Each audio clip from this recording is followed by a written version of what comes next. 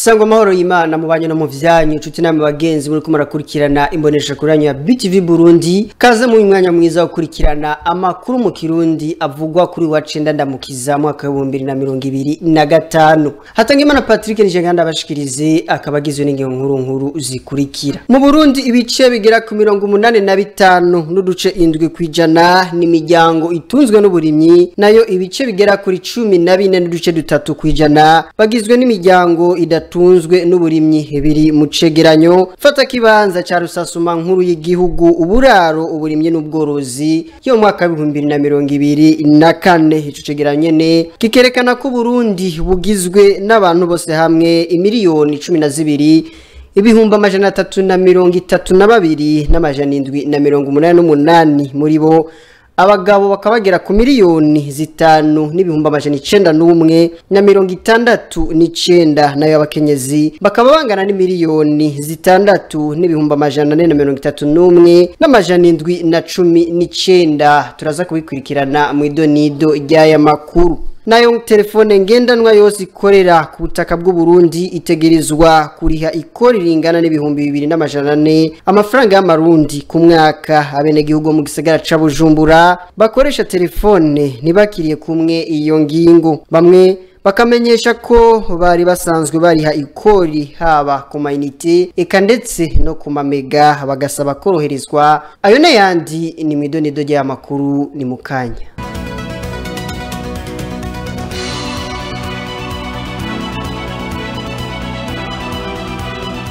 Ndasube koramutsa nongera ndabaha ikaze mu idonido y'amakuru. Nkuko nabivuze mu ngingo nkuru z'aya makuru ibice bigera ku 85 n'uducindwi kwijana nivyo bigizwe n'imiryango y'abarundi itunzwe n'uburimyi nayo ibice bigera kuri 14 n'uduce dutatu kwijana nivyo imiryango y'abarundi badatunzwe n'uburimyi. Ivyo biri mu cegeranyo fata kibanza ca rusansuma nkuru y'abene gihugu uburaro uburimyi n'ubworozi yo mu mwaka wa 2024. Iyo rusansuma nyene ikerekana ko Uburundi bugizwe n'abantu bose hamwe bagera ku miliyoni 12 n'ibihumbi 332 n'amajana muri bo abagabo bakabagera ku miliyoni 5 n'ibihumbi 961 nayo abakenyezi bakaba bagera ku miliyoni 6 n'ibihumbi 431 n'amajana ni mu nkuru twateguriye na mugenzi wacu Elvis Munyaneza. Nkuko tubisanga mu itegeko ry'umukuru w'igihugu nimero 100/32 ryo kuwa 27 ntwarante umwaka w'ibihumbi 2025 rishira ku mugaragaro ibiharuro mfata kibanza vyavuye muri rusansuma nkuru y'abene gihugu uburaro uburimyi n'ubworozi y'umwaka w'ibihumbi 2024. Uburundi bukaba bugizwe n'abantu bagera ku miliyoni 12 amajana 332 n'amajana harimwo abagabo bagera ku miliyoni 5 ibihumbi 961 n'abakenyezi bagera ku miliyoni 6 amajana 431 n'amajana hisunzwe intara zigize igihugu c'u Burundi. Ibiharuro vy'imiryango itunzwe n'uburimyi vyifashe uku gukurikira mu gihugu cose. Imiryango itunzwe n'uburimyi igera ku bice 85 n'ibice indwi nayo imiryango idatunzwe n'uburimyi ikagera ku bice 14 n'ibice bitatu. Muri Buhumuza imiryango y'abirimizi igera ku bice 94 n'ibice bitatu ku bice 5 n'ibice indwi y'imiryango idatunzwe n'uburimyi. Nayo muri Bujumbura ibice 63 n'ibice bitatu n'ivy'imiryango itunzwe n'uburimyi, ibice 36 n'ibice indwi navyo n'ivy'imiryango idatunzwe n'uburimyi. Muri Burunga ibice 92 n'ibice 4 n'ivy'imiryango itunzwe n'uburimyi, ibice indwi n'ibice bitandatu navyo bikaba bidatunzwe n'uburimyi. Butanyerera igizwe n'ibice 93 n'ibice 9 vy'imiryango itunzwe n'uburimyi ku bice bitandatu n'igice kimwe vy'imiryango idatunzwe n'uburimyi. Nayo intara ya Gitega ikaba igizwe n'ibice 95 n'igice kimwe vy'imiryango itunzwe n'uburimyi ku miryango igera ku bice 4 n'ibice 9 idatunzwe n'uburimyi. Tubibutse ko rusansuma nkuru y'abenegihugu, uburaro, uburimyi n'ubworozi yabaye ku magenekerezo ya 24 Myandagaro irangira ku igenekerezo rya 14 Nyakanga umwaka w'2024. Elvis Munyaneza urakenuye. Tubandaniza no makuru twabateguriye mu gisata c'imibano, aho kunywanisha abantu no kuremesha ingo n'imiryango ari bimwe mu vyo Musenyeri Ntakirutimana Emmanuel agiye gushimikira ko mu mabanga yiwe aheruka gushingwa yo kurongora Diocese Katolike ya Bubanza. Musenyeri Ntakirutimana Emmanuel akaba yimitse cese mwayo mabanga kwigenekerezo rya 5 ndamukiza umwaka wa 2025. Idonido na mugenzi wacu Elvis Munyaneza. Kunywanisha abantu, kuremesha ingo n'imiryango ni bimwe mu vyo Musenyeri Ntakirutimana Emmanuel aheruka kugenwa ngo arongore Diocese Katolika ya Bubanza agiye kwitwararika mu mabanga yiwe, akanamenyesha ko agiye kugendera amaparuwasi agize Diocese Katolika ya Bubanza. Ikambere kuremesha ibanga ry'ubusaserdoti. Abasaserdoti ni kirumara mu muryango w'abakristo. Birakenerwa kubiyegereza, tukaremeshanya nabo nyene bakegera. Ica kabiri, guhimbarwa n'ibanga ryo kwihebera Imana.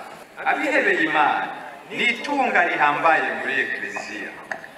Imiryango itandukanye y'ababikira iriho muri iyi Diocese, nayo nyene igubikeneye kurema. Imiryango y'abihebeye Imana y'abagabo iri kurushi. Tuzobandanya dusaba Imana bimurikire Diocese kubijanye nabo bihebeye Imana. Kuremesha ingo n'imiryango, ico ni ca gatatu. Kuremesha ingo n'imiryango ni naco civugo Diocese ya Bubanza yari yashimye kubakirako uno mwaka.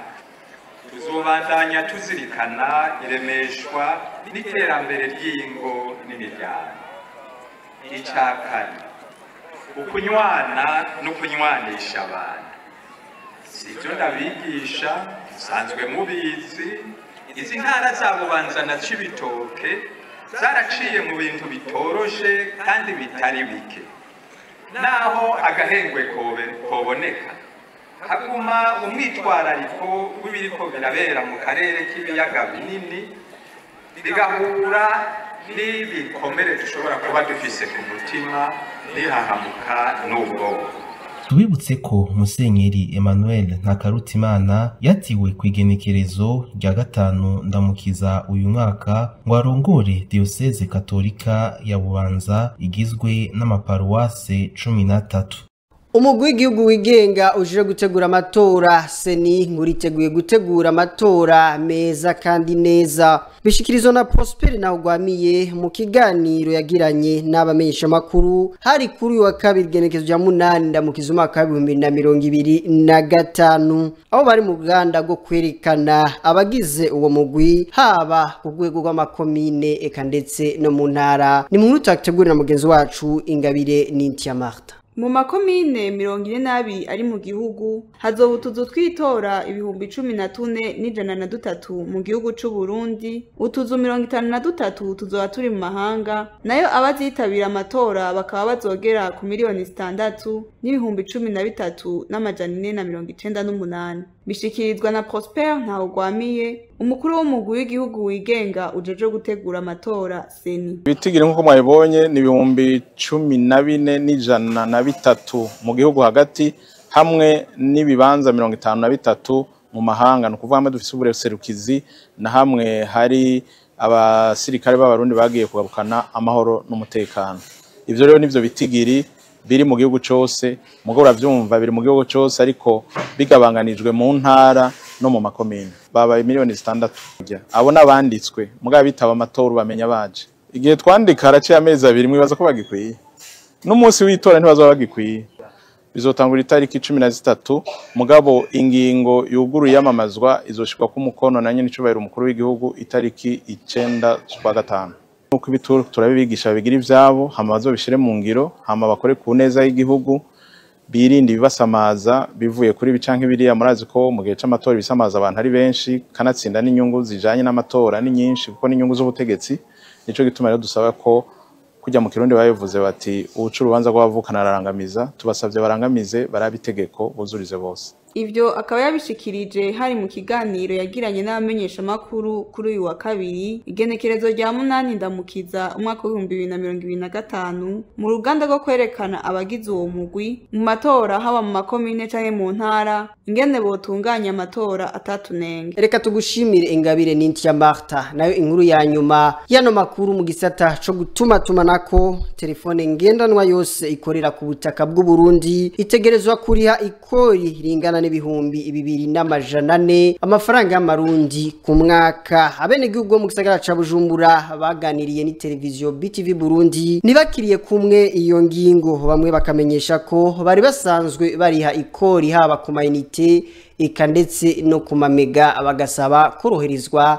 Ni nkuru twategurira mugenzi wacu Jules Verne Nakimana. Itozwa gikori ry'amafaranga 2,400 riko ritozwa ku mihora yo gutumatumana ku carte SIM muri mu gifaransa. Abasanzwe bakoresha imihora itandukanye twayaze ni batahura kumwe iryo kori.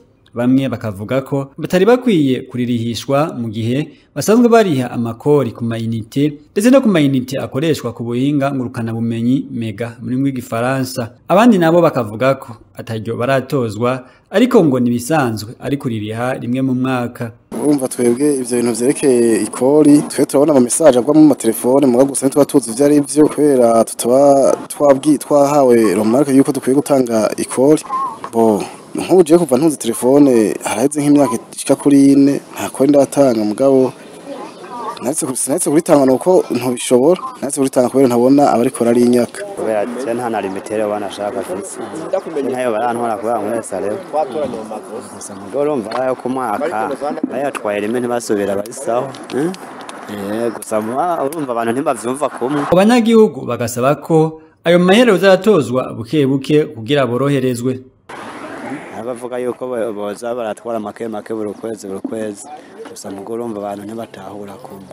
Rero ubu urumva muvuze yuko umuntu abuze amayinite ashaka nko telefone umuntu hama mugaca muyakata cyangwa mugaca muyatwara urumva ko izo ari ngorane. Rero je tunosaba no kuvuga nosaba yuko ayo mafaranga mu yatoza buke buke oriye yuko uvuga ngo umuntu aguze amayinite 2,000 cyangwa 3,000 mugaca muyatwara rimwe. Hari gihe nawe bafise ingorane z'ibindi bintu agomba gutabara ugaca usanga ntibikunze kandi atayandi mahera afise urumva ko ari ibibazo. Mumenya ko telefone ngendanwa yose ikorera ku gataka ku Burundi itegerezwa kuriha ikori ringana n'2,400 nkuko biri mu ngingo y'143 iri mitere ku nimero 1 agakwego 19 yo kwa 28 ruheshi 2024 igenga amafaranga leta izokoresha mu mwaka wa 2024 ushire wa 2025. Nshuti namwe bagenzi muri ko murakurikirana ano makuru twabateguriye imbere ko tuyarangiza mudukundire tubanze makuru avugwa hirya no hino kw'isi. Muri Ukraine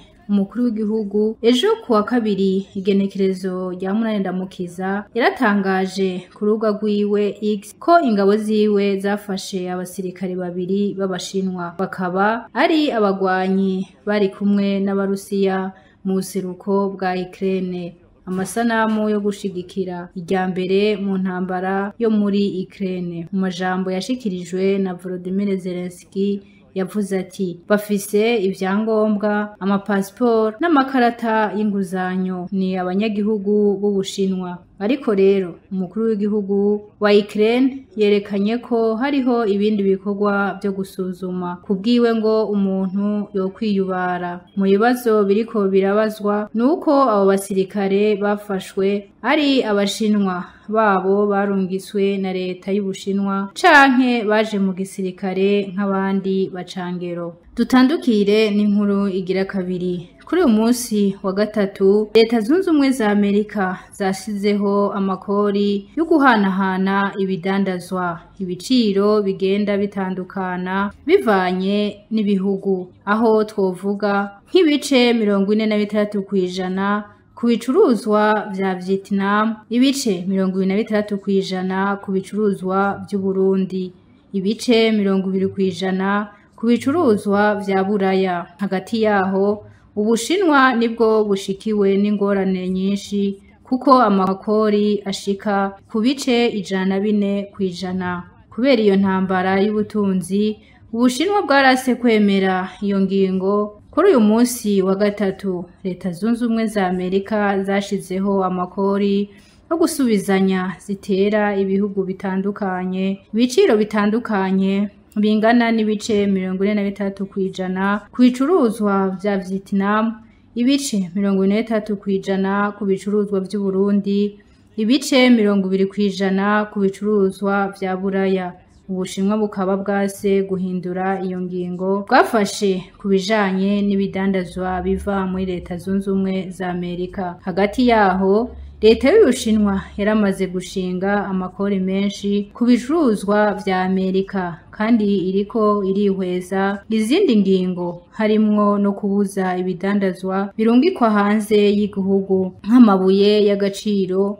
Amwe ayo mabuye y'agaciro amwe akaba ariyo atanga ibice birenga 2/3 by'ibicuruzwa ku isi yose. Nino nga tugarukirije no makuru twabateguriye avuga kuri wa 9 na mukizo mwaka 2025. Hatangimana Patrick na ikonda bashikiriza. Reka ndabashimire mwebwe mwese mwashoboye kuyakurikirana. Shimire n'abagenzanje bamfashije mu kuyatururukanya. Duhani sangu ndi musi nkaya mango mubandanye mukurikirana ibiganiro bica kumbonesha kuranya BTV Burundi na Gawana.